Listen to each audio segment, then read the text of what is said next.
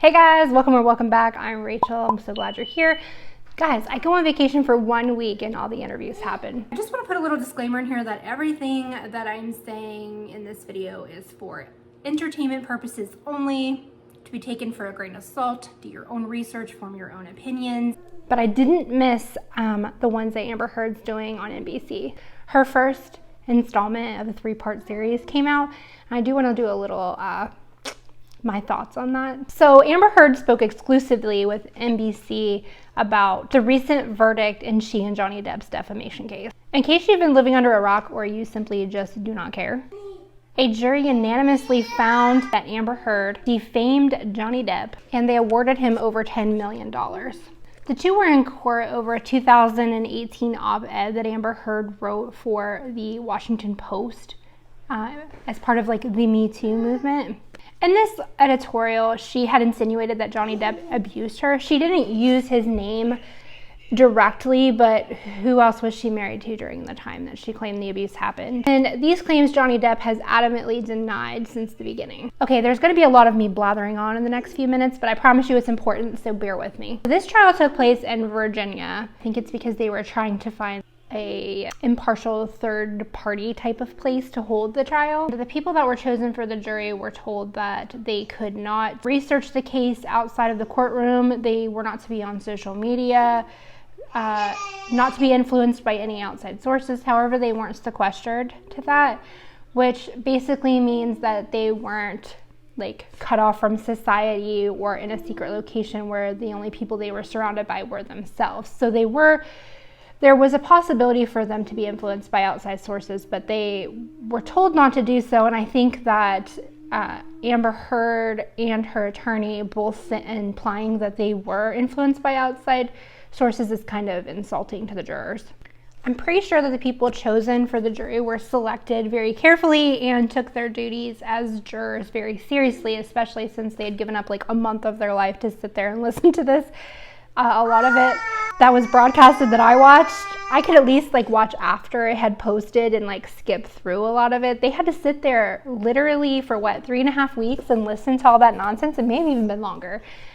I definitely think they had to have been taking this seriously. One of the main complaints of Amber Heard and her legal team was that she had this overwhelmingly negative response on social media and image on social media, especially TikTok. They said that there was a lot of hate speech and negativity geared toward her. And, I'm not going to deny that part. That actually is true. There was quite a bit on TikTok, and this is the kind of stuff that we're talking about right here. My dog stepped on a bee. My dad has to pee.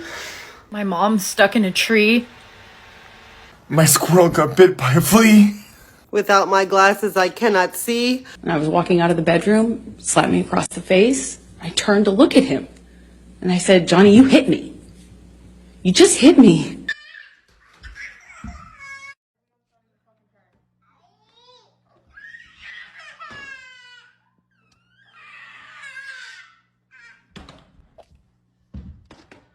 I need you to come with me to Atlantis. In the words of Porky Pig, Piss off.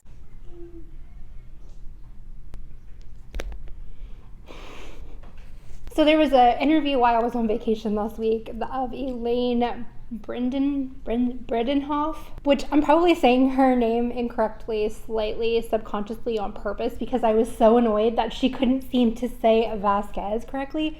Vasquez. Have you ever taken basic Spanish class or been around, a person? I don't know why that irritated me so much. So anyway, Elaine is one of Amber's attorneys. And in an interview she did on NBC, she expressively complained that the jury had to have been swayed by social media and the negativity in the media surrounding Amber Heard. Again, I think this is extremely insulting to the jurors. First off, I feel like it's kind of insinuating that they have to be liars because they were told not to be on social media and they said they weren't, but you're implying that they were. So you're saying that they're lying. So now all the jurors are liars, similar to all the people that were on the stand. And he certainly doesn't know what happened behind closed doors, like most people. So you're calling Mr. Knight a liar? another liar on the stand? I just know that that's incorrect. Second, they must be immoral because they're doing things that they're not supposed to and they have no remorse for this. And C, I think it's kind of implying that they are unintelligent because they couldn't have possibly listened to the evidence presented to them, collectively sat in a room and discussed this and made an independent or group decision and used their individual brains to come up with this decision on their own. That it had to have been that they were on social media and that made up their mind for them. They're not smart enough to make up their minds on their own. I feel like this is so insulting. And I feel like Elaine, I don't know if they kind of realized this after Elaine said that, because I think that when Amber does her interview, the first part of the series that was aired today, as of when I'm filming this, she kind of goes at a different approach about the jurors, and we'll get into that next. Amber is saying that the role that social media played in the trial is unfair. I want to preface this by saying, honey, life is not fair. Anyone that has had any kind of life experience knows this to be true. Life is not always fair. However, a lot of the time, I'm not saying all the time in every situation, I'm just saying oftentimes our choices directly influence the outcomes we have in our life, especially the negative outcomes we have in our life. And I'm speaking from experience here. I'm not just sitting here dogging Amber for poor choices she's made. Almost any time in my life that I have made a poor decision, I have paid the consequences for that. It's almost like Newton's third law of motion applied to our everyday lives, right? For every reaction in nature, there is an equal and opposite reaction, right? So like, we need to learn from all of these classes we have in school. I can't play the interview for you because I would most certainly get a copyright claim in like a matter of minutes, I'm sure, or seconds. So I am going to just kind of paraphrase, and then I will link the original video of the interview, the first segment in the description box. So Amber starts by talking about how she doesn't care what any one of us thinks about her. She doesn't care about the judgments that people make about her, especially judgments that are made about what happened in the privacy of her own marriage. No, because none of us were there. I have a lot to say about just these first few sentences she said. I have a ton to say about this. Okay, so I agree with her in some respects, but in other respects, I'm like, sister, I think in some cases it's okay not to care what people think about you, especially if it's not constructive and it's just hate speech. Don't worry about that. Especially if it's just like a handful of people spewing their hatred. I think it's healthy to not care. However, if someone has a valid concern or complaint, or you're hearing it from like, I don't know, let's say 3 billion people that you're doing something wrong, I don't think any one of us is above looking in the mirror, taking a good hard look at ourselves and examining why so many people are saying that we have this character flaw and what we can do to improve ourselves. I mean, it's not like there was a handful of people that are saying that she's a liar. It's literally a ton of people that are saying that her behaviors are bad or saying that she has mental health issues. I think that it's time for her to take a good look in the mirror and figure out why people are saying this. Also, she opens by a lie. I don't care what anyone thinks about me. That's all she cares about. All she cares about is what people think about her, or she wouldn't care what social media was saying. The whole thing that social media is being unfair to me, poor me, blah, blah, blah, but I don't care what they say. If you didn't care what they said, you wouldn't be doing this interview. It's kind of like a saying my dad used to tell me. If you don't have to go home and sleep with the person at night and that person, or they don't pay your bills and take care of you, who cares what they think? Second point, you lost the right to that privacy of what's going on in your home and in your marriage when you broadcast it for the world to see, both on the Washington Post through your words. I think there was like a People magazine article, the videos that you took that you allegedly leaked through to TMZ, all of that stuff that you exposed Johnny for, you are inviting people into your marriage, you're inviting those opinions, and those, like we talked about earlier, you have a poor choice or a poor decision in life, and then these are the consequences for said decision. Kind of like me on YouTube, I'm putting myself out there, so in my videos when I get negative comments about me, I expect those, and I also know that I'm putting myself out on the internet for the world to see. I'm gonna have feedback like that. That's part of the deal that comes with it. Amber goes on to say that even someone who has no doubt in their mind that she is deserving of the hate and the criticism she's receiving on social media or 110% believes that she is a liar cannot look her in the eyes and tell her that she's been given a fair chance on social media or that she has been represented fairly. All I have to say on that is let's agree to disagree. Like I said earlier, unfortunately, life is just not fair. And let's not forget that she started this whole mess herself by saying what she said in the op-ed. She's the one who decided to make this public, and when you make things public, you get public opinion. Now, don't get things twisted. If she was honestly being abused, I definitely think she should have came forward, but she maybe should have done it in a more quiet manner, especially if she doesn't like publicity or doesn't want people saying things about her. Maybe she could have handled it more quietly, because handling it quietly, her ass wouldn't have been sitting in court going through everything that she went through. That was the direct cause of her actions, like we spoke about earlier.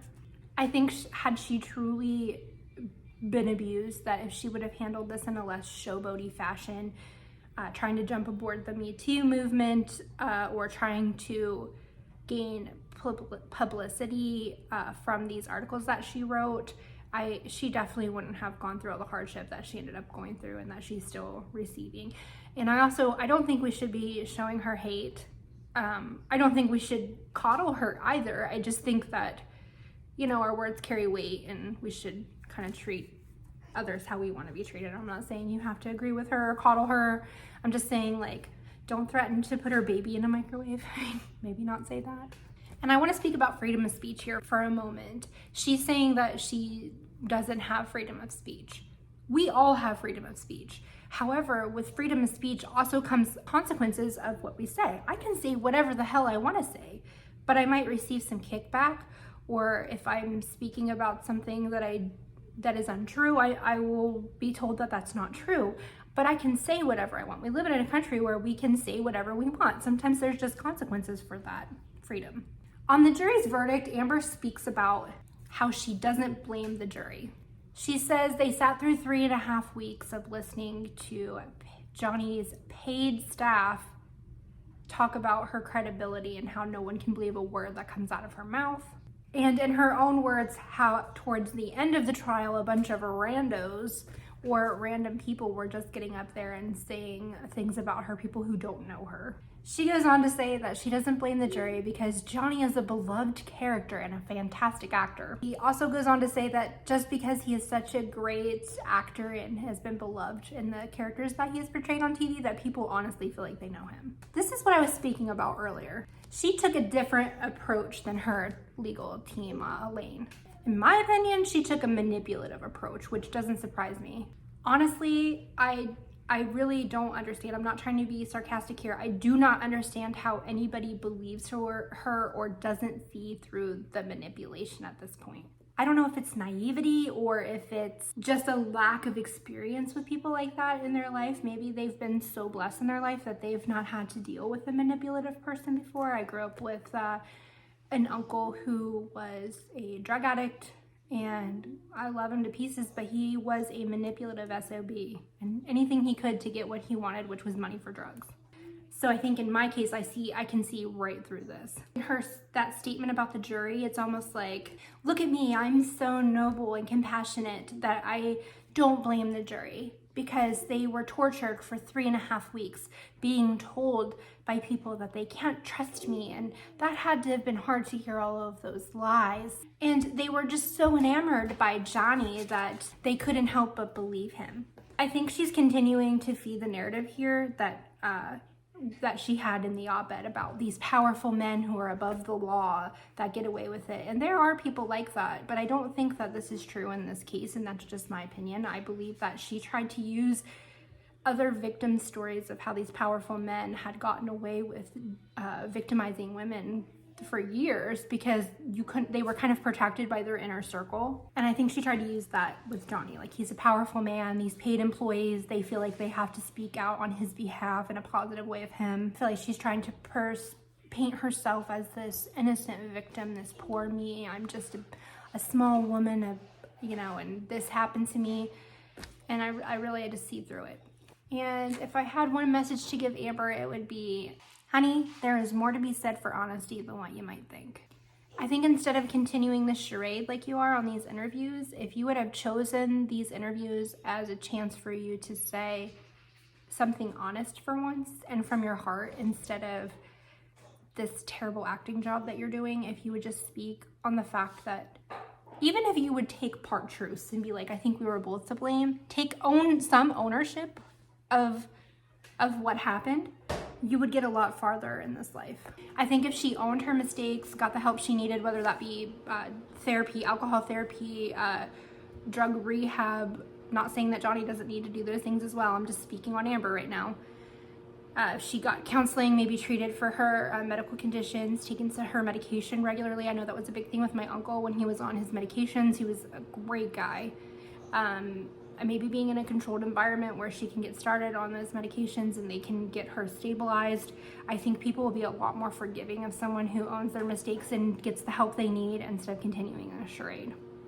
All right, guys, that's it for this video. I hope you enjoyed, and I'll see you with part 2 when it comes out tomorrow. Also, leave me a comment. I read all your guys' comments. I may not respond to everyone because I just don't have the time, but if you leave me a comment, I definitely read it, and I love hearing your theories and your opinions, and I think it generates awesome conversation in the comment section, so be sure to do that. Peace out, Girl Scouts.